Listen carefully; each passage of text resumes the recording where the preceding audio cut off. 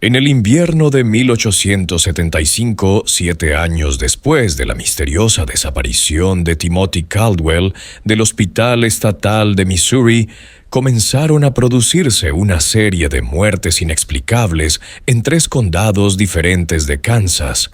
Las víctimas eran todas personas mayores o enfermas que habían contratado al mismo joven cuidador, un hombre educado e inteligente de unos 20 años que se hacía llamar Thomas Whitfield. Lo que hacía especialmente inquietantes estas muertes no era solo su frecuencia, sino la precisión clínica con la que se habían llevado a cabo, y el hecho de que Thomas Whitfield siempre parecía desaparecer pocos días antes de que alguien empezara a hacer preguntas. El doctor Samuel Harding, ahora de 68 años y oficialmente retirado de la práctica médica, pasaría sus últimos años buscando a un asesino cuyos métodos habían evolucionado mucho más allá de lo que había documentado en aquellos diarios encuadernados en cuero del condado de Sedalia. El niño que una vez torturó animales de granja en cuevas se había convertido en algo mucho más peligroso. Un depredador que había aprendido a convertir la compasión humana en su mejor arma. Antes de continuar con la historia de en qué se convirtió Timothy Caldwell, si te perdiste la primera parte de la aterradora historia de Timothy Caldwell, asegúrate de verla primero para comprender todo el horror al que nos enfrentamos. Suscríbete a nuestro canal para ver la serie completa y cuéntanos en los comentarios si recuerdas dónde lo dejamos con el niño que desapareció del manicomio. La reputación de Thomas Whitfield como cuidador se había extendido por las comunidades agrícolas del este de Kansas como la pólvora, pero no por las razones que nadie hubiera imaginado. Al Kansas de 1875 era un estado que aún buscaba su identidad. El reciente fin de la guerra civil había traído oleadas de colonos hacia el oeste, entre ellos muchas familias que cargaban con el peso de cuidar a parientes ancianos o veteranos de guerra, heridos que requerían atención médica constante. En las zonas rurales, donde los médicos eran escasos y caros, las familias solían recurrir a cuidadores, itinerantes, hombres y mujeres jóvenes, que iban de casa en casa proporcionando atención médica básica y compañía a quienes ya no podían valerse por sí mismos. Thomas Whitfield parecía ser exactamente lo que estas familias necesitaban. Tenía 19 años, era elocuente y poseía unos conocimientos médicos inusuales para alguien tan joven. Cuando le preguntaban por su formación, explicaba que había crecido ayudando a un médico rural en Missouri, aprendiendo a través de la observación y la práctica, en lugar de mediante una educación formal. Sus referencias eran impecables, cartas de familias agradecidas que describían su trato amable, su dedicación a los pacientes y su notable capacidad para aliviar el sufrimiento de los moribundos. Lo que hacía a Thomas especialmente valioso era su disposición a aceptar los casos más difíciles. Mientras que otros cuidadores evitaban a los pacientes con enfermedades graves o tendencias violentas, Thomas parecía sentirse atraído precisamente por esas situaciones.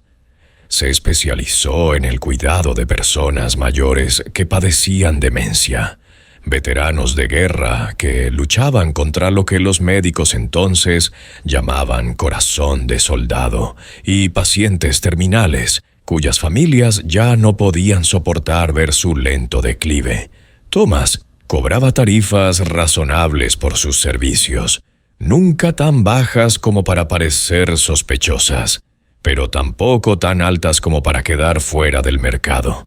Por lo general, permanecía con las familias entre 2 y 6 semanas, dependiendo del estado del paciente, y siempre parecía saber exactamente cuándo ya no se necesitarían sus servicios. Las familias apreciaban su honestidad sobre el pronóstico y su forma amable de prepararlas para lo inevitable. El doctor Benjamin Wheeler, médico del condado de Leavenworth, conoció a Thomas Whitfield en marzo de 1875, cuando el joven le llevó el certificado de defunción de una anciana llamada Martha Henley. Wheeler ya esperaba la muerte de la señora Henley, que llevaba meses padeciendo tuberculosis, pero algo en el cuidador le pareció extraño. El joven parecía muy sereno para alguien que acababa de perder a un paciente. Wheeler escribiría más tarde en su diario: la mayoría de los cuidadores, especialmente los que habían pasado semanas atendiendo a alguien, mostraban alguna reacción emocional ante la muerte. Thomas W. Field habló de los últimos momentos de la señora Henley con la frialdad clínica de un médico experimentado, describiendo sus síntomas y su deterioro con una precisión científica que parecía contradecir su supuesta falta de formación oficial. Lo que más inquietó a Wheeler fue el aparente interés de Thomas por los detalles del certificado de defunción. El joven hizo preguntas específicas sobre cómo se determinaban las causas de la muerte. ¿Qué pruebas se requerían para respaldar los distintos diagnósticos? ¿Y con qué rigor investigaban normalmente los funcionarios del condado las muertes de personas mayores o enfermas? Tengo la sensación de que no hacía estas preguntas por simple curiosidad, anotó Wheeler. Había un propósito detrás de sus preguntas, como si estuviera recopilando información para utilizarla en el futuro. A pesar de su inquietud, Wheeler no encontró ningún fallo en la atención que Thomas prestaba a la señora Henley. La familia hablaba con entusiasmo de su dedicación, describiendo cómo se había sentado a su lado durante las noches difíciles. Le había administrado los medicamentos con precisión según la receta y le había proporcionado consuelo durante sus últimas horas. La muerte parecía totalmente natural, acorde con la evolución de su enfermedad. Thomas pasaba de una casa a otra con metódica eficiencia. Su siguiente paciente era Samuel Morrison, un granjero de 73 años que había sufrido un derrame cerebral y necesitaba ayuda para realizar las funciones básicas. El hijo de Morrison, Robert, había contratado a Thomas tras recibir una recomendación de la familia Henley, que describía al joven cuidador como un regalo del cielo, que había hecho que las últimas semanas de su madre fueran lo más cómodas posible. Thomas cuidó de Samuel Morrison durante exactamente 4 semanas. Durante ese tiempo, los vecinos lo veían a menudo paseando por la propiedad a primera hora de la mañana, a veces llevando lo que parecían suministros médicos, a veces simplemente de pie en silencio en los campos, como perdido en sus pensamientos. Cuando le preguntaban por esos paseos, Thomas explicaba que el aire de la mañana le ayudaba a mantenerse sano mientras cuidaba de pacientes exigentes. Samuel Morrison murió un martes por la mañana de abril, aparentemente tras sufrir un segundo derrame cerebral más grave durante la noche. Thomas descubrió el cuerpo cuando fue a administrarle la medicación matutina. Inmediatamente llamó al Dr. Wheeler para confirmar la muerte. Una vez más, la familia elogió la dedicación y la profesionalidad de Thomas, señalando que les había advertido el día anterior que su padre parecía estar empeorando rápidamente. Thomas nos dijo que papá había mostrado signos de otro derrame cerebral. Robert Morrison le dijo al Dr. Wheeler, dijo que debíamos prepararnos para que pudiera ocurrir en cualquier momento. Cuando ocurrió, Thomas lo manejó todo a la perfección. Mantuvo a papá cómodo y se aseguró de que no estuviera solo cuando falleció. El examen del Dr. Wheeler no reveló signos de juego sucio. La muerte de Samuel Morrison fue totalmente coherente con la progresión natural de las complicaciones relacionadas con el derrame cerebral. Pero Wheeler observó que Thomas una vez más parecía notablemente indiferente ante la pérdida, y hacía el mismo tipo de preguntas clínicas sobre la documentación y los procedimientos de investigación. A medida que Thomas continuaba su trabajo durante la primavera y el verano de 1875, comenzó a surgir un patrón. Sus pacientes fallecían invariablemente durante el periodo en que los atendía, normalmente después de haber estado con ellos entre 3 y 5 semanas. Las muertes siempre parecían naturales. Siempre se producían en momentos en que Thomas se encontraba en otra parte de la casa o en la propiedad, y siempre seguían a periodos en los que Thomas había advertido a las familias de que esperaran lo peor. Lo que hacía especialmente difícil detectar el patrón era la cuidadosa selección de pacientes que hacía Thomas. Solo aceptaba casos de personas que ya estaban gravemente enfermas o en deterioro de su salud. Las familias le agradecían su disposición a asumir situaciones difíciles que otros cuidadores evitaban y atribuían las muertes a la progresión natural de las enfermedades existentes más que a cualquier causa externa. Además, Thomas nunca permanecía en una zona el tiempo suficiente para que las autoridades locales se dieran cuenta de la frecuencia de las muertes asociadas a su presencia. Se movía en un circuito cuidadosamente planificado por diferentes condados, asegurándose de que pasaran meses o incluso años entre sus visitas a una región concreta.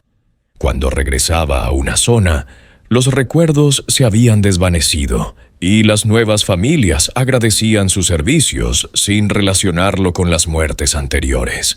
La muerte que acabaría por revelar la verdadera naturaleza de Thomas Whitfield se produjo en agosto de 1875 en la pequeña comunidad agrícola de Oskaloosa, Kansas. El reverendo Jonathan Hardwell, de 67 años, padecía lo que su médico describió como insuficiencia cardíaca, una afección que lo dejaba débil y con dificultad para respirar, pero que no suponía un peligro inmediato para su vida.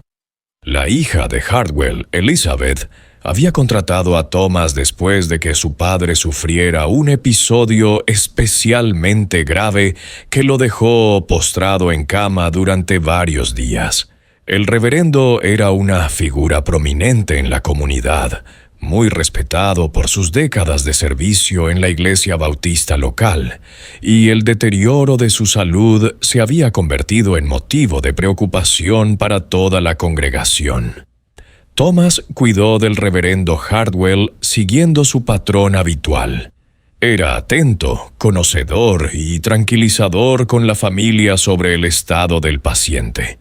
Estableció una rutina de medicamentos y tratamientos que pareció estabilizar los síntomas del reverendo, y durante las 2 primeras semanas de su estancia, Hardwell mostró signos de mejora. Lo que diferenciaba este caso era la agudeza mental del reverendo.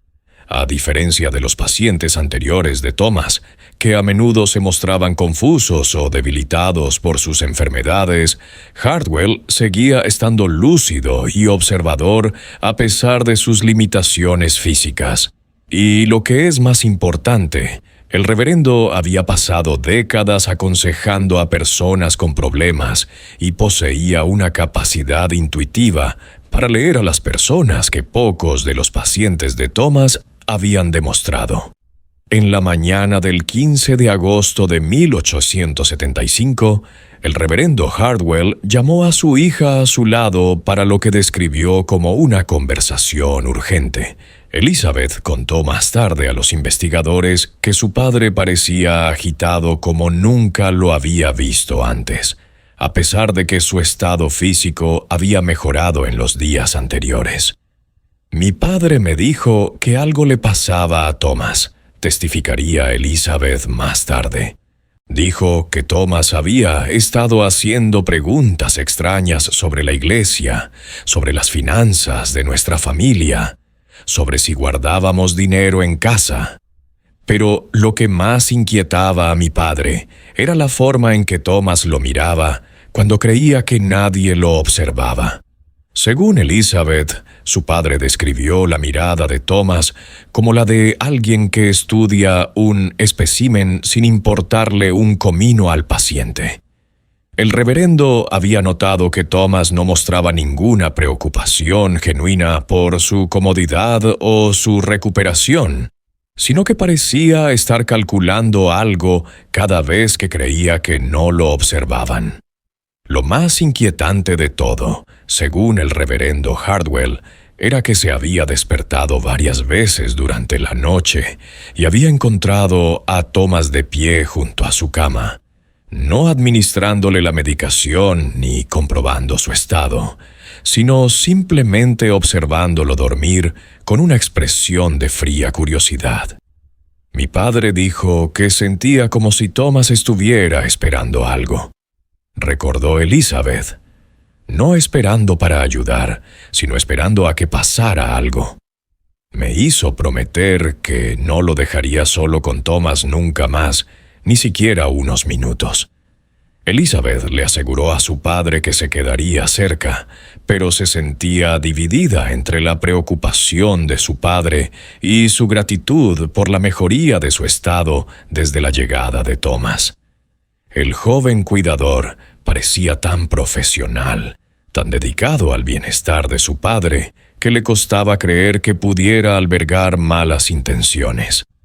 Esa tarde, mientras Elizabeth preparaba la comida en la cocina, oyó a su padre llamar desde su dormitorio.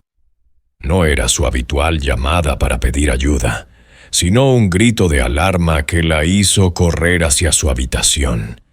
Al llegar encontró a Thomas de pie junto a la cama de su padre, sosteniendo una almohada que, según él, había estado ajustando para que el reverendo estuviera más cómodo. El reverendo Hardwell estaba inconsciente, pero respiraba, y Thomas explicó que el anciano había sufrido algún tipo de episodio, tal vez un pequeño derrame cerebral o un incidente cardíaco que le había hecho perder el conocimiento. De repente, Thomas había estado tratando de ponerlo más cómodo. Cuando Elizabeth oyó el alboroto, se llamó inmediatamente al Dr. Wheeler, y su examen reveló que el reverendo Hardwell había sufrido efectivamente algún tipo de episodio cardíaco. Sin embargo, el reverendo recuperó la conciencia a las pocas horas y su estado se estabilizó rápidamente. Lo más importante es que conservaba recuerdos claros de lo que había sucedido en los momentos previos a perder el conocimiento. «Alguien intentó asfixiarme», le dijo el reverendo Hardwell al Dr. Wheeler en privado cuando Thomas salió de la habitación. «Me desperté y ese joven me estaba presionando una almohada sobre la cara. Cuando luché, presionó más fuerte.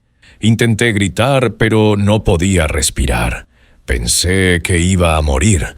El director Wheeler se enfrentaba a una situación imposible. El reverendo Hardwell era un miembro respetado de la comunidad cuya palabra no podía ser fácilmente descartada. Pero Thomas Whitfield tenía una reputación impecable y ningún motivo aparente para hacer daño a su paciente. Además, intentar asesinar a alguien a plena luz del día en una casa donde había familiares presentes parecía un acto de imprudencia casi imposible. Cuando se le enfrentó a la acusación, Thomas respondió con la mezcla perfecta de conmoción, dolor y preocupación profesional. Explicó que estaba ajustando las almohadas del reverendo cuando éste sufrió el episodio cardíaco y que había intentado ayudarle cuando llegó Elizabeth. Sugirió que los recuerdos del reverendo sobre el incidente podrían haber quedado distorsionados por la falta de oxígeno en el cerebro durante el episodio. «Entiendo que el reverendo Hardwell esté confundido sobre lo que ocurrió», dijo Thomas al Dr. Wheeler con aparente sinceridad. Los pacientes que sufren episodios cardíacos a menudo experimentan alucinaciones o recuerdos falsos. Lo he visto muchas veces en mi trabajo. Lo importante es que se está recuperando y quiero hacer todo lo posible para ayudar a esa recuperación. La explicación de Thoms era médicamente plausible y su comportamiento era totalmente convincente.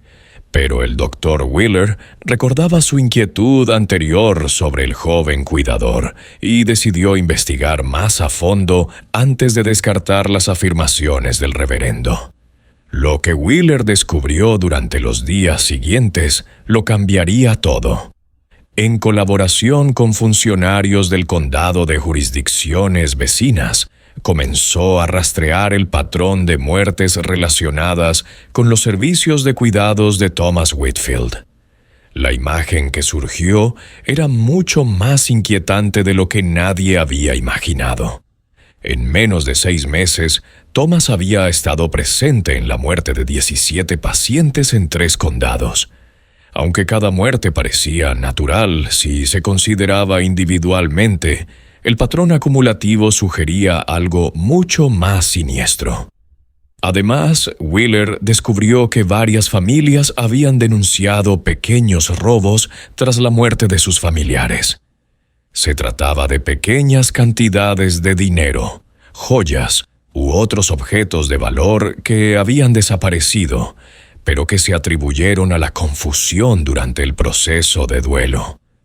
Lo más condenatorio de todo fue que Wheeler encontró pruebas de que Thomas había utilizado referencias falsas para labrarse su reputación. Las familias agradecidas a las que afirmaba haber atendido en Missouri no existían o nunca habían oído hablar de nadie que se ajustara a su descripción. Thomas W. Field había construido toda su identidad sobre mentiras cuidadosamente elaboradas, creando una historia ficticia que le permitía moverse libremente entre las poblaciones vulnerables. A medida que la investigación del Dr. Wheeler se profundizaba, comenzó a descubrir conexiones que iban mucho más allá de las recientes muertes en Kansas. En colaboración con las fuerzas del orden de los estados vecinos, descubrió informes de patrones similares en Missouri, Nebraska y Colorado, siempre relacionados con un joven cuidador cuyos pacientes morían con una frecuencia inusual y que desaparecía antes de que se le pudieran hacer preguntas. El gran avance se produjo cuando Wheeler se puso en contacto con el Dr. Samuel Harding en Missouri en busca de información sobre cualquier joven con formación médica que pudiera haberse trasladado a Kansas en los últimos años. La respuesta de Harding llegó por telegrama pocas horas después de la consulta de Wheeler. Deje de investigar inmediatamente. Detengan al chico de Sedalia. El caso es extremadamente peligroso. Llegaremos a Kansas lo antes posible.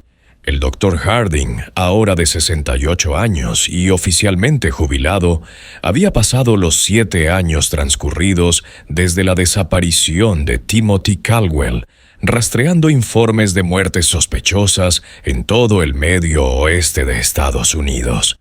Sus archivos privados contienen documentación detallada de más de 40 casos que presentaban las características de los métodos de Timothy, pero no había podido establecer conexiones definitivas entre los distintos incidentes.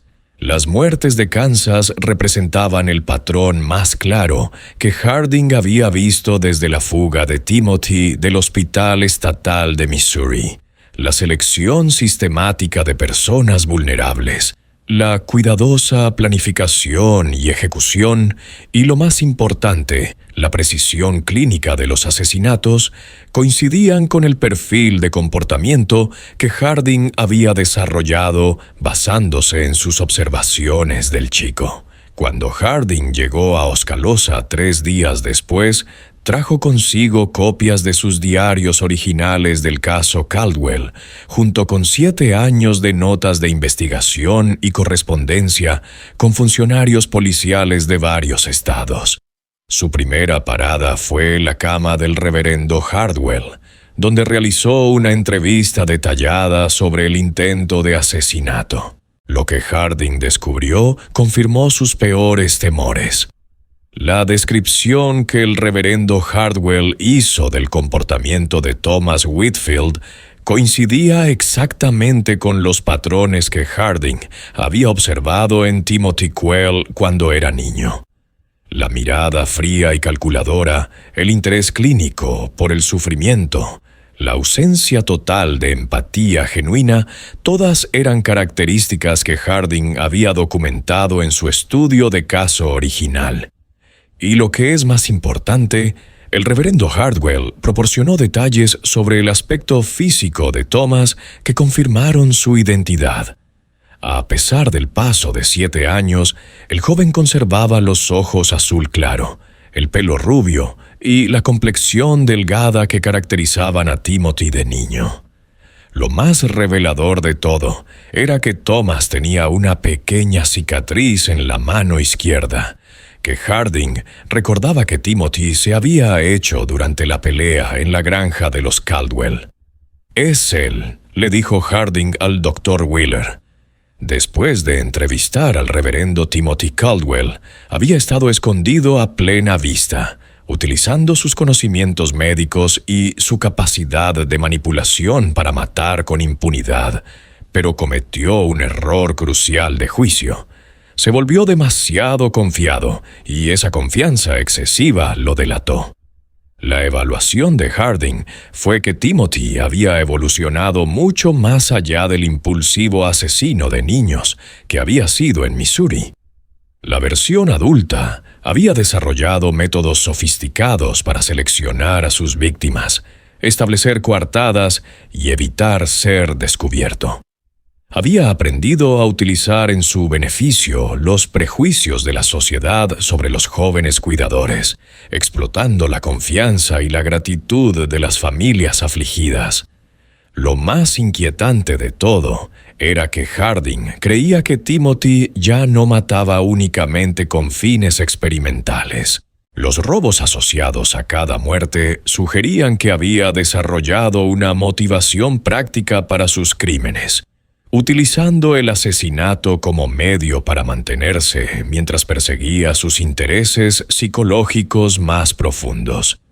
«Ha encontrado una forma de rentabilizar los asesinatos», explicó Harding a Weir. «Pero el dinero no es su principal motivación. Es simplemente una herramienta que le permite continuar con su verdadero trabajo. A Timothy siempre le ha fascinado el proceso de la muerte, la forma en que las personas responden ante su acercamiento. Ahora ha creado un sistema que le da acceso ilimitado a víctimas, al tiempo que le proporciona una cobertura legítima para su presencia. Trabajando juntos, Harding y Wheeler desarrollaron un plan integral para sacar a la luz los crímenes de Timothy y garantizar su captura.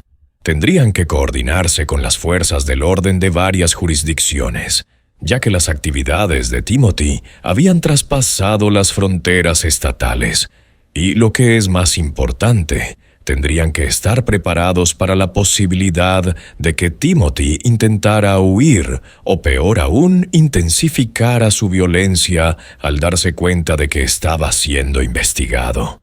La investigación cobró una nueva urgencia cuando Thomas Whitfield anunció repentinamente su intención de abandonar la casa de los Hardwell.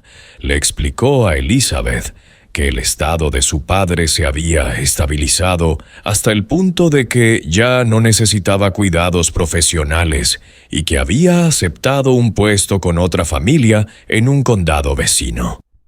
El Dr. Harding reconoció que se trataba del patrón de huida habitual de Timothy, el mismo método que había utilizado para evitar ser detectado en varios estados. Timothy había desarrollado una habilidad casi sobrenatural para detectar cuándo las sospechas comenzaban a centrarse en él y siempre desaparecía justo antes de que las autoridades pudieran actuar. Pero esta vez Harding estaba preparado en colaboración con el sheriff Marcus Thompson del condado de Jefferson. Había establecido una vigilancia alrededor de la propiedad de los Hardwell y se había coordinado con las fuerzas del orden de las zonas circundantes para controlar las carreteras y las estaciones de tren. No permitirían que Timothy desapareciera como había hecho tantas veces antes. La vigilancia reveló todo el alcance de la cuidadosa planificación y preparación de Timothy. En lugar de limitarse a hacer las maletas y abandonar la ciudad, Timothy pasó varios días observando minuciosamente las actividades de las fuerzas del orden locales.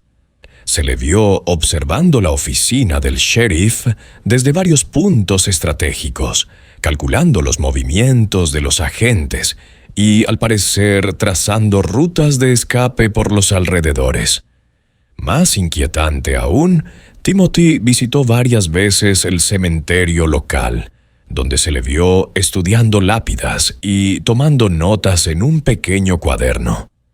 El doctor Harding creía que Timothy estaba catalogando información sobre personas fallecidas recientemente, posiblemente preparando identidades falsas o planeando futuras suplantaciones.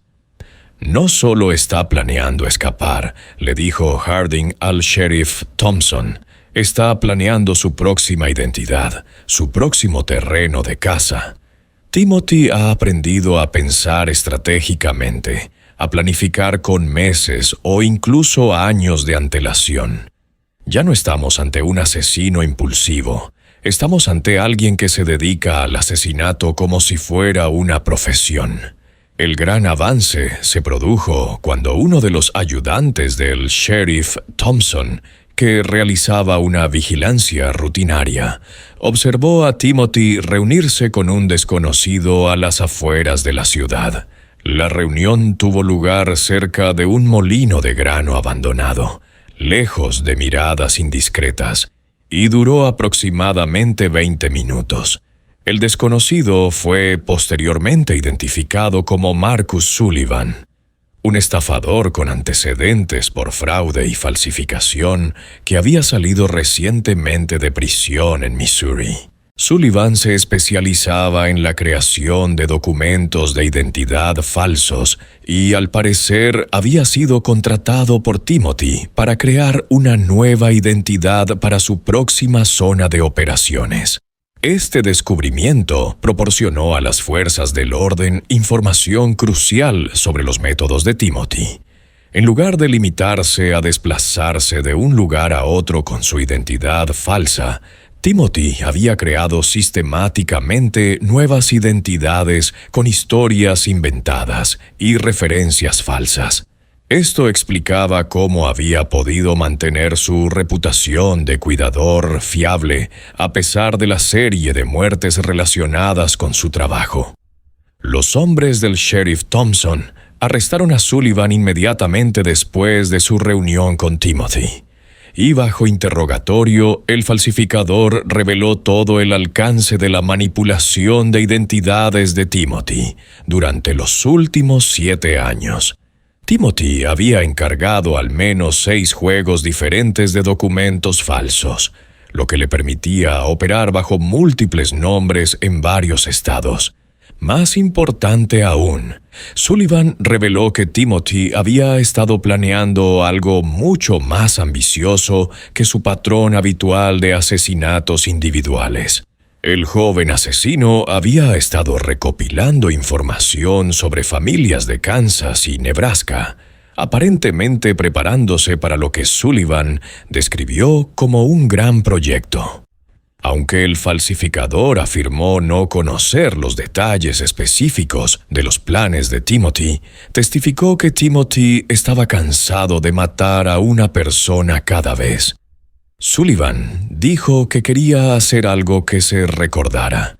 algo que mostrara al mundo de lo que era realmente capaz. Había estado hablando de encontrar la situación perfecta, la familia perfecta, donde pudiera llevar a cabo lo que él llamaba experimentos exhaustivos. Esta revelación causó escalofríos a todos los involucrados en la investigación. Al parecer, Timothy había estado utilizando sus años de libertad no solo para seguir matando, sino para desarrollar planes más sofisticados y ambiciosos. Los asesinatos individuales habían sido un entrenamiento, una preparación para algo mucho más grande y devastador.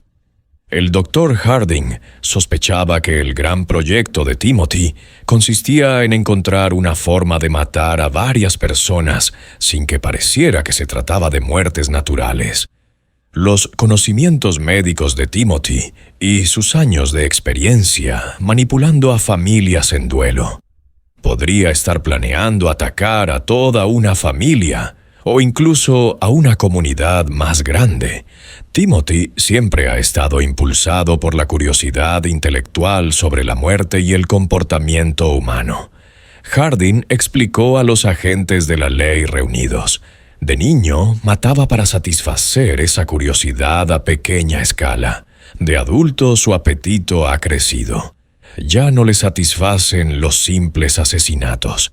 Quiere llevar a cabo experimentos a gran escala con el sufrimiento y la muerte humanos.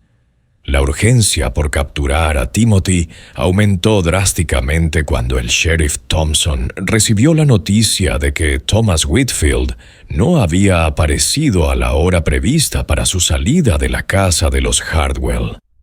Elizabeth Hardwell informó de que el joven cuidador había salido de la casa a primera hora de la mañana, alegando que tenía que hacer los últimos recados antes de su partida, pero que no había regresado por la noche como había prometido.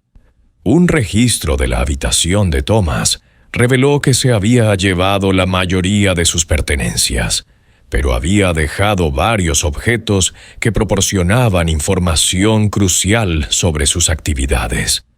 Escondido bajo su colchón, los investigadores encontraron un diario detallado, en el que documentaba sus observaciones sobre las familias a las que había servido, incluyendo sus recursos económicos, sus estructuras familiares y sus vulnerabilidades personales.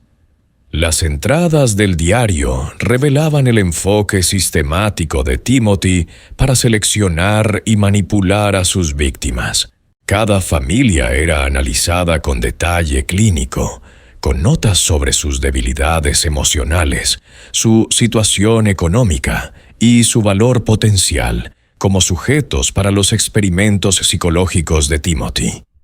Lo más inquietante de todo era que el diario contenía planes detallados de lo que Timothy describía como el proyecto culminante, un estudio exhaustivo que implicaba la eliminación sistemática de toda una familia durante un largo periodo de tiempo, diseñado para poner a prueba sus teorías sobre el dolor, la desesperación y los instintos de supervivencia humanos. El descubrimiento del diario de Timothy desencadenó una inmediata búsqueda que involucró a agentes de la ley de 3 estados. Basándose en las detalladas notas de planificación encontradas en su habitación, los investigadores creían que Timothy se dirigía a Nebraska, donde aparentemente había identificado a una familia de granjeros adinerados como posibles objetivos para su proyecto culminante.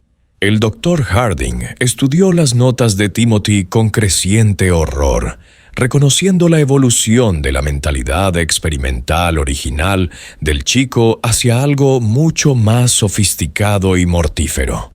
Timothy había pasado años perfeccionando su capacidad para manipular las emociones humanas y explotar las relaciones familiares, y ahora planeaba utilizar esas habilidades a una escala sin precedentes. No solo planea matar a esta familia, dijo Harding a los investigadores reunidos, Planea torturarlos psicológicamente, estudiar sus reacciones mientras destruye sistemáticamente sus vidas. Timothy se ha obsesionado con comprender los límites de la resistencia humana y ve a esta familia como el laboratorio perfecto para sus experimentos. La familia objetivo fue identificada como los Henderson del condado de Lancaster, Nebraska, un próspero clan de granjeros formado por el patriarca William Henderson, su esposa Margaret, sus 3 hijos adultos y 2 nietos pequeños. Las notas de Timothy indicaban que llevabas semanas en contacto con la familia, presentándose como un cuidador experimentado dispuesto a ayudar con la salud deteriorada de William Henderson. Lo que hacía especialmente vulnerable a la familia Henderson era su aislamiento. Su granja estaba situada a varios kilómetros de los vecinos más cercanos, y el orgullo de William Henderson le había impedido buscar ayuda para sus crecientes limitaciones físicas hasta que su estado se había vuelto desesperado. La familia agradeció la oferta de ayuda de Thomas Whitfield y no tenía motivos para sospechar que estaban invitando a un asesino a su casa. El sheriff Thompson envió inmediatamente telegramas a las fuerzas del orden de Nebraska, pero las distancias y las limitaciones de la tecnología de las comunicaciones de 1875 hacían que las advertencias no llegaran a tiempo al condado de Lancaster para impedir que Timothy llegara a la granja de los Henderson. El Dr. Harding tomó la decisión de viajar él mismo a Nebraska, a pesar de su avanzada edad y de las exigencias físicas del viaje. Sentía la responsabilidad personal de detener a Timothy, ya que creía que su fracaso a la hora de impedir la fuga del chico del hospital de Missouri había propiciado 7 años de asesinatos y sufrimiento. «Timothy Caldwell es mi responsabilidad», le dijo Harding al sheriff Thompson. «Lo estudié, documenté su comportamiento y no logré contenerlo cuando tuve la oportunidad. Si logra llevar a cabo su plan, la sangre de la familia Henderson estará en mis manos tanto como en las suyas». El viaje al condado de Lancaster duró 3 días en tren y diligencia, durante los cuales Harding revisó cada detalle del perfil psicológico y los patrones de comportamiento de Timothy. Llevaba consigo copias de todos sus diarios originales del caso Caldwell, con la esperanza de que sus conocimientos sobre la psicología infantil de Timothy le proporcionaran pistas sobre cómo predecir y contrarrestar las estrategias del joven adulto. Lo que más preocupaba a Harding era la capacidad demostrada por Timothy para adaptarse y evolucionar sus métodos. El niño que una vez había matado impulsivamente y dejado pruebas evidentes, se había convertido en un hombre capaz de planificar con meses de antelación y manipular situaciones sociales complejas en su beneficio. Timothy había aprendido de sus errores y ahora actuaba con un nivel de sofisticación que lo hacía mucho más peligroso que cualquier criminal con el que Harding se hubiera enfrentado anteriormente. La carrera para llegar a la granja de los Henderson se hizo más urgente cuando Harding recibió la noticia de que Thomas Whitfield había llegado a la propiedad y había sido recibido por la familia como su nuevo cuidador. Timothy estaba ahora en condiciones de empezar a ejecutar su plan, y cada hora de retraso aumentaba la probabilidad de que la familia Henderson sufriera el destino que Timothy había diseñado para ellos. Justo cuando pensábamos que lo habíamos visto todo, el horror en que se ha convertido Timothy Caldwell alcanza nuevas cotas. Si esta historia te echa a temblar, comparte este video con alguien que pueda soportar el terror. Dale al me gusta para ayudarnos a traerte más misterios históricos oscuros. Y no olvides suscribirte. La historia de Timothy está lejos de terminar. Descubramos juntos si el Dr. Harding podrá finalmente detener al monstruo que una vez estudió. El Dr. Harding llegó a la granja Henderson en una gris mañana de octubre, acompañado por el sheriff Robert Caney, del condado de Lancaster, y 2 ayudantes armados. La propiedad parecía tranquila desde la distancia, con humo saliendo de la chimenea, ganado pastando en los campos y sin signos evidentes de angustia o violencia. Sin embargo, el ojo entrenado de Harding notó inmediatamente detalles sutiles que sugerían que algo andaba mal. Los perros de la familia, que deberían haber ladrado al acercarse los extraños, no se veían por ninguna parte. Las actividades matutinas habituales de una granja en funcionamiento, alimentar a los animales, recoger los huevos, preparar el trabajo del día, brillaban por su ausencia a pesar de lo temprano que era. Lo más revelador de todo fue que Harding observó que las cortinas de varias ventanas estaban corridas, a pesar de que las familias de granjeros solían aprovechar al máximo la luz natural durante las horas del día. Las cortinas cerradas sugerían que alguien estaba tratando de impedir que los extraños vieran el interior de la casa o que la familia ya no era capaz de mantener sus rutinas normales. El sheriff Kay se acercó a la granja con su arma desenfundada mientras sus ayudantes se colocaban en posición para cubrir las posibles vías de escape. El Dr. Harding se quedó con los caballos, pero lo suficientemente cerca como para observar y asesorar basándose en su conocimiento de los patrones de comportamiento de Timothy. Primera señal de peligro inmediato se produjo cuando el sheriff Caney llamó a la puerta principal y no obtuvo respuesta. A pesar de las claras pruebas de que había gente dentro de la casa, el humo seguía saliendo de la chimenea y los investigadores podían oír un leve ruido en el interior. Nadie acudió a la puerta ni reconoció su presencia. Cuando Kay probó el pomo de la puerta, descubrió que estaba abierta, algo inusual en una familia de granjeros que solían cerrar bien su casa, sobre todo con un extraño en la propiedad. La puerta abierta sugería que la familia ya no era capaz de tomar las precauciones básicas de seguridad o que Timothy quería facilitar el acceso por motivos propios. Kay entró en la casa con extrema precaución, anunciando su presencia y autoridad.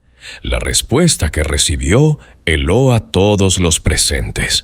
Una voz débil, procedente de algún lugar profundo de la casa, pidió ayuda, seguida inmediatamente por el sonido de una puerta que se cerraba de golpe y pasos que corrían hacia la parte trasera del edificio. La escena que se encontró el sheriff Kay en la sala principal de la granja era de terror cuidadosamente orquestado.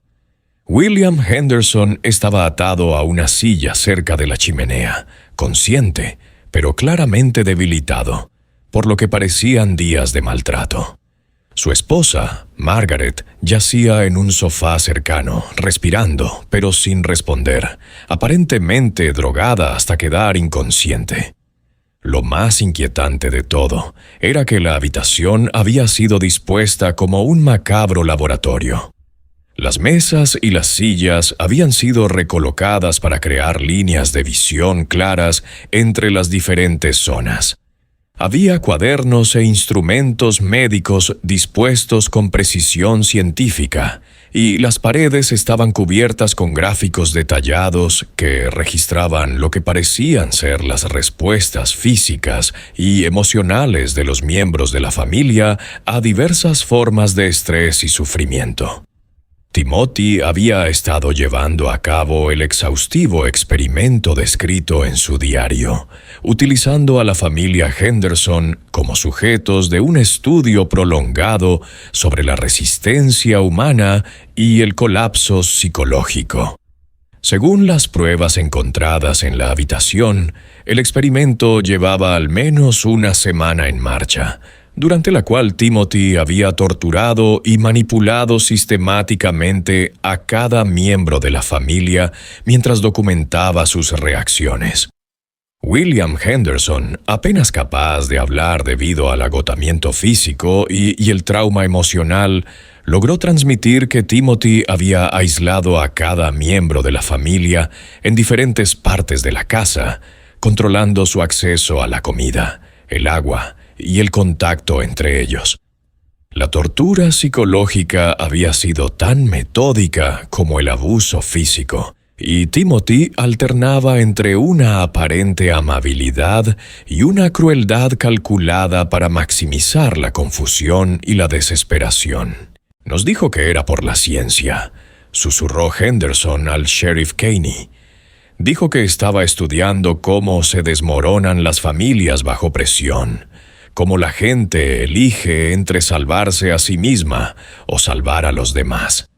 Nos obligó a mirar, nos obligó a elegir. Antes de que Henderson pudiera dar más detalles, se oyeron disparos en la parte trasera de la casa, seguidos de gritos de los agentes que cubrían las salidas traseras. Al parecer, Timothy había intentado huir por una ventana trasera y se había topado con los agentes del orden.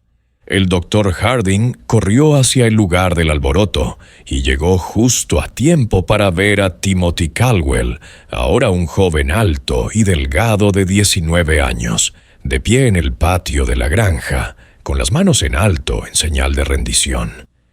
Pero Harding reconoció la pose como otro de los engaños calculados de Timothy, diseñados para crear un momento de distracción que pudiera aprovechar.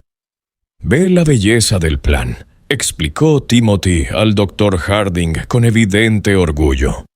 «Cada intento de rescate crea una presión de tiempo que impide centrarse en los demás, y tratar de capturarme significa abandonar a todos ellos a su suerte. Es una prueba perfecta de la toma de decisiones humanas bajo presión».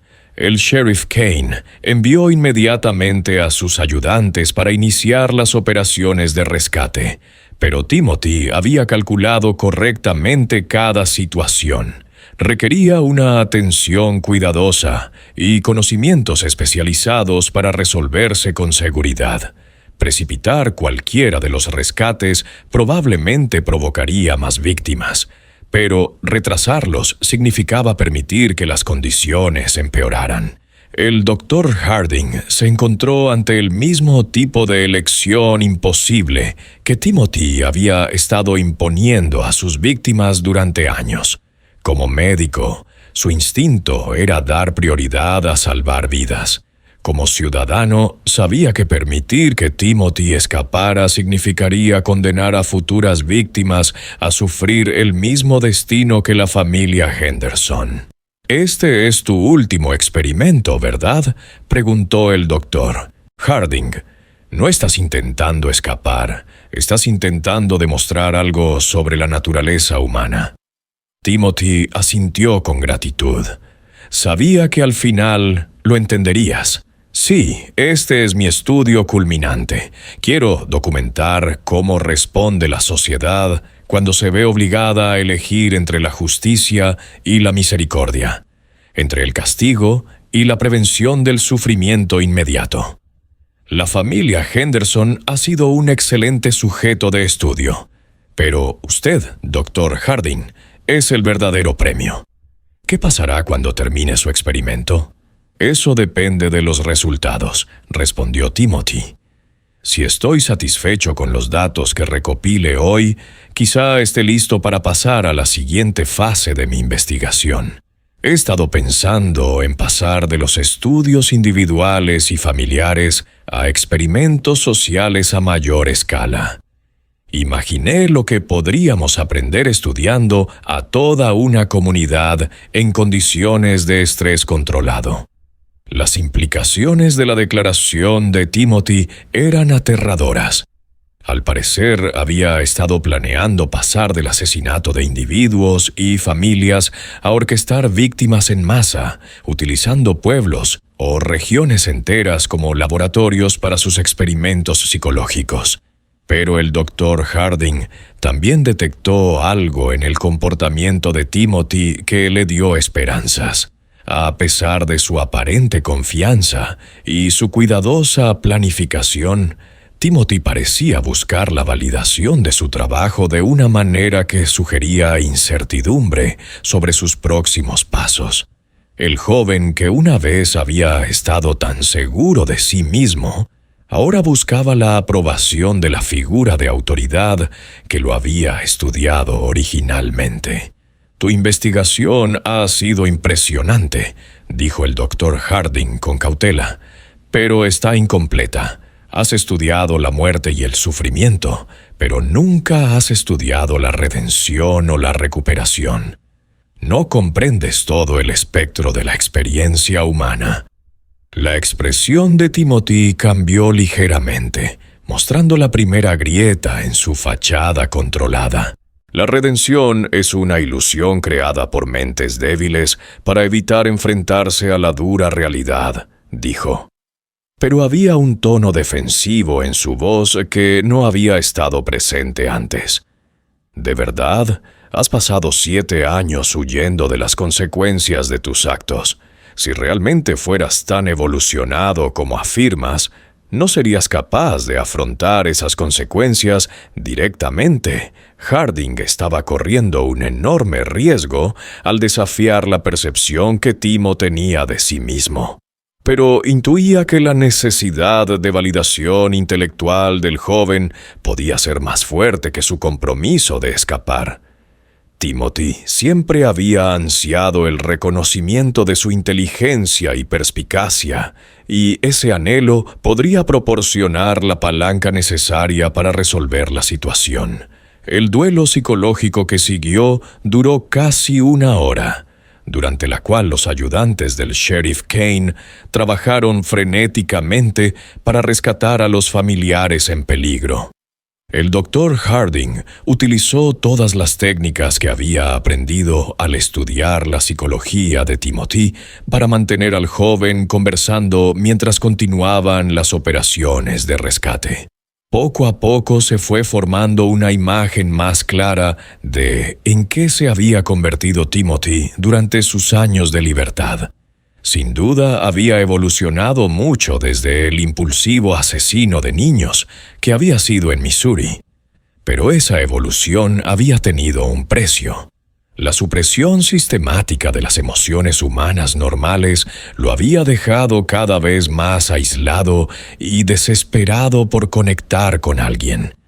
Aunque esa conexión solo pudiera lograrse a través del terror que infligía a los demás. «Te sientes solo», se dio cuenta el Dr. Harding. «Todos estos años estudiando a otras personas, pero sin permitirte conectar realmente con nadie. Te has convertido en un depredador perfecto, pero los depredadores perfectos también están perfectamente solos». La compostura de Timothy finalmente se quebró por completo. «¿Crees que yo quería esto?», exigió alzando la voz por primera vez desde que comenzó el enfrentamiento. «¿Crees que elegí ser lo que soy? He intentado sentir lo que sienten los demás. He intentado comprender por qué les importan cosas que para mí no tienen ningún sentido, pero no puedo. Me falta algo, algo que nunca he tenido». Por primera vez, su infancia, Timothy mostró emociones auténticas, no las manifestaciones calculadas que utilizaba para manipular a sus víctimas, sino una angustia real por su incapacidad fundamental para experimentar las relaciones humanas normales. El brillante y controlado asesino reveló ser en el fondo una persona profundamente dañada que había convertido su daño en un arma contra el mundo. Las operaciones de rescate concluyeron con éxito, justo cuando el colapso emocional de Timothy alcanzaba su punto álgido. Los ayudantes del sheriff K lograron salvar a todos los familiares en peligro. aunque varios necesitaron atención médica inmediata por las lesiones y el trauma sufridos durante su cautiverio. La reacción de Timothy ante el éxito del rescate fue reveladora. En lugar de enfadarse o frustrarse por el fracaso de su plan, parecía casi aliviado de que sus víctimas hubieran sobrevivido. La revelación sugería que, a pesar de sus afirmaciones sobre el estudio del sufrimiento humano, una parte de él conservaba la conciencia suficiente como para preferir que sus víctimas sobrevivieran a su terrible experiencia. «Me alegro de que estén a salvo», admitió Timothy al Dr. Harding. En realidad no quería que murieran. Solo quería entender por fin qué hace que las personas se preocupen unas por otras de esa manera. La captura de Timothy Caldwell fue noticia en todo el Medio Oeste, pero los procedimientos legales que siguieron se complicaron por los mismos problemas que habían plagado su caso cuando era niño. La naturaleza sistemática de sus crímenes era innegable, pero su juventud, en el momento de muchos de los asesinatos, junto con las dudas sobre su competencia mental, crearon retos sin precedentes para los fiscales. El Dr. Harding testificó ampliamente sobre el desarrollo psicológico de Timothy, proporcionando documentación detallada sobre la evolución del joven desde niño perturbado hasta asesino sofisticado. Su testimonio ayudó a establecer algunos de los primeros marcos legales para comprender y enjuiciar casos relacionados con el trastorno de personalidad antisocial. El propio Timothy se mostró cooperativo durante el juicio, al parecer considerando este como otra oportunidad para compartir los resultados de sus investigaciones con un público más amplio. Testificó sobre sus métodos y motivaciones con la misma imparcialidad clínica que siempre había mostrado, proporcionando información sobre la psicología criminal que influiría en las fuerzas del orden y los profesionales médicos durante décadas. La sentencia fue cadena perpetua sin posibilidad de libertad condicional, con la condición de que Timothy era recluido en un centro especialmente diseñado que pudiera acomodar tanto su naturaleza peligrosa como su valor como sujeto de investigación psicológica legítima. El Dr. Harding visitó a Timothy regularmente durante el primer año de su encarcelamiento y realizó entrevistas formales que se publicaron como parte de una investigación pionera sobre la naturaleza de la psicopatía. Estas sesiones revelaron que la capacidad de Timothy para la manipulación y la violencia seguía intacta, pero que su desesperada necesidad de conexión intelectual lo convertía en una valiosa fuente de información sobre psicología criminal. Representa algo que la ciencia médica apenas está empezando a comprender, escribió el Dr. Harding en su informe final sobre el caso. Timothy Caldwell no es malvado en el sentido sobrenatural. Es el producto de un tipo específico de desarrollo neurológico que crea inteligencia sin empatía, curiosidad sin conciencia. Comprender a personas como Timothy puede ser la clave para prevenir tragedias futuras. La familia Henderson finalmente se recuperó de su terrible experiencia. Aunque las secuelas psicológicas permanecieron durante años, William Henderson se convirtió en defensor de una mejor selección de los cuidadores domésticos y colaboró con las fuerzas del orden para desarrollar protocolos para prevenir engaños similares en el futuro. Los detallados diarios que Timothy había mantenido a lo largo de su carrera criminal se convirtieron en recursos inestimables para los investigadores que estudiaban los asesinatos en serie y la manipulación psicológica. Su meticulosa documentación de la psicología de las víctimas y la dinámica familiar proporcionó información que ayudó a las fuerzas del orden a resolver varios casos sin resolver e identificar patrones en otros delitos sin resolver. Pero quizás el resultado más significativo de la captura de Timothy fue el avance en la comprensión del desarrollo psicológico infantil que se derivó de la investigación del Dr. Harding. El caso estableció nuevos protocolos para identificar y tratar a los niños que mostraban signos tempranos de comportamiento antisocial, lo que podría evitar que otros siguieran los pasos de Timothy. El propio Timothy se adaptó a la vida en prisión con su inteligencia y calculadora habitual. Se convirtió en un preso modelo, utilizando su conocimiento de la psicología humana para manipular a los guardias y administradores, mientras mantenía una apariencia de cooperación y rehabilitación. La última visita del Dr. Harding a Timothy tuvo lugar en 1876. Poco antes de la muerte del anciano médico. Durante esa conversación, Timothy reveló que había aprovechado su tiempo en prisión para desarrollar nuevas teorías sobre el comportamiento humano basadas en sus observaciones de la población criminal que le rodeaba.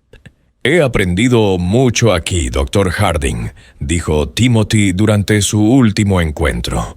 La prisión es como un laboratorio donde todos los sujetos ya han sido clasificados según sus defectos psicológicos. Estoy desarrollando una comprensión global de la motivación criminal que va mucho más allá de lo que aprendí matando a víctimas individuales. Cuando se le preguntó si sentía remordimiento por sus crímenes, la respuesta de Timothy reveló que su naturaleza fundamental seguía intacta a pesar de los años de encarcelamiento. Entiendo intelectualmente que lo que hice causó sufrimiento, y entiendo que la sociedad considera que ese sufrimiento está mal, dijo. Pero sigo sin sentir lo que aparentemente sienten otras personas cuando contemplan hacer daño a los demás. Puedo simular el remordimiento de forma lo suficientemente convincente como para satisfacer a las juntas de libertad condicional o a los psiquiatras. Pero la emoción genuina simplemente no existe. La honestidad de Timothy sobre su continua peligrosidad garantizó que nunca saliera de prisión, pero también proporcionó información valiosa a los investigadores que trabajan para comprender y tratar casos similares. Su disposición a hablar abiertamente sobre su estructura psicológica lo convirtió en uno de los criminales más estudiados de la historia de Estados Unidos. Los expedientes de los crímenes de Timothy Caldwell permanecieron sellados durante 50 años tras su condena. Pero cuando finalmente se abrieron a los investigadores en la década de 1920, proporcionaron material fundamental para el emergente campo de la psicología criminal. La detallada documentación de Timothy sobre sus propios procesos mentales y métodos se convirtió en lectura obligatoria para los perfiladores del FBI y los psiquiatras forenses. El Dr. Harding murió en 1877, un año después de la condena de Timothy, habiendo logrado finalmente su objetivo de detener al asesino que había conocido por primera vez cuando era un niño perturbado en la zona rural de Missouri. La última entrada de su diario, escrita pocos días antes de su muerte, reflexionaba sobre las implicaciones más amplias del caso de Timothy Caldwell. He pasado la última década de mi vida siguiendo a un solo individuo, documentando su evolución de niño problemático a asesino sofisticado. Esa búsqueda me ha enseñado más sobre la naturaleza del mal que 40 años de práctica médica convencional. Timothy Caldwell representa tanto una aberración única como una ventana a las posibilidades más oscuras del desarrollo humano. Entenderlo ha sido el trabajo más importante de mi carrera, pero rezo para que las generaciones futuras nunca se encuentren con otro individuo como él. Timothy Caldwell permaneció en prisión hasta su muerte en 1923 a la edad de 67 años. Durante sus 47 años de encarcelamiento, siguió siendo objeto de investigaciones psicológicas al tiempo que desarrollaba teorías cada vez más sofisticadas sobre el comportamiento humano y la motivación criminal. Su muerte marcó el final de uno de los casos más documentados de la historia de la psicología criminal estadounidense. Sin embargo, las preguntas que suscitó su caso sobre la naturaleza del mal, la posibilidad de la rehabilitación y los factores que crean individuos capaces de tal crueldad sistemática, siguen desafiando a investigadores y filósofos hasta el día de hoy. El caso de Timothy Caldwell sentó precedentes para comprender y enjuiciar delitos similares, pero también sirvió como un recordatorio aleccionador de los límites del conocimiento humano. A pesar de décadas de estudio y documentación, en el momento de su muerte seguían sin respuesta preguntas fundamentales sobre la psicología de Timothy. En su última entrevista, realizada pocos meses antes de su muerte, se le preguntó a Timothy si se arrepentía de la trayectoria que había tomado su vida. Su respuesta ofreció una visión escalofriante de una mente que seguía siendo ajena a la experiencia humana normal, incluso después de casi 5 décadas de prisión. Lamento no haber tenido acceso a mejores instalaciones de investigación y a sujetos experimentales más sofisticados. El trabajo que pude realizar se vio limitado por las condiciones primitivas y el reducido tamaño de las muestras de las que disponía. Si hubiera nacido en una época posterior, con acceso a la tecnología moderna y a poblaciones más numerosas, creo que podría haber contribuido de forma significativa a la comprensión de la psicología humana. Incluso ante la muerte, Timothy Caldwell consideraba su vida de asesinatos y torturas, principalmente como una oportunidad científica perdida. La ausencia total de remordimiento genuino o de conexión humana siguió siendo su característica definitoria hasta el final.